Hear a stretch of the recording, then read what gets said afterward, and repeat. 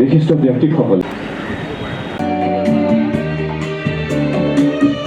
সেই মৰ্মে আজি আমাৰ ধুবুৰী জিলাটো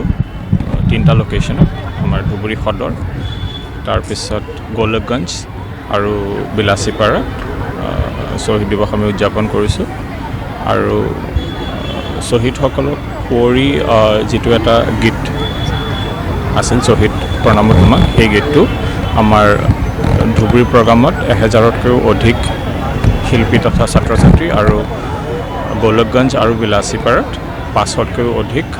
লোক সমবেত হৈ গোটেই গীতটো পৰিৱেশন কৰিছে আৰু আমাৰ ধুবুৰী জিলাত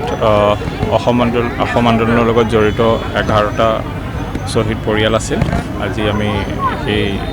শ্বহীদ পৰিয়াল সকলোকো আমি গুৱাহাটীলৈ পঠিয়াইছিলোঁ আৰু গুৱাহাটীৰ যিটো প্ৰগ্ৰাম আছে তাত তেওঁলোকে এটেণ্ড কৰিছে। তাৰ উপৰিও যিসকল পৰিয়ালৰ লোক ইয়াত আছিল তেওঁলোকে বিলাচীপাৰাত এই প্ৰগ্ৰামটো এটেণ্ড কৰিছে আৰু তেওঁলোকক আমাৰ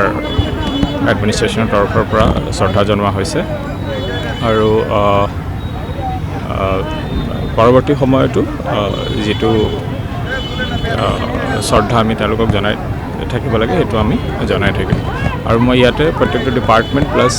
যিসকল শিল্পীয়ে গোটেই গীতটো ভালকৈ প্ৰেক্টিছ কৰি স্কুলৰ ছাত্ৰ ছাত্ৰীসকলকো প্ৰেক্টিছ কৰাই গোটেই অনুষ্ঠানটো ভালকৈ কৰি লোৱাত সহায় কৰিছে মই তেওঁলোকক অশেষ ধন্যবাদ জনাম। Thank you. ঠিক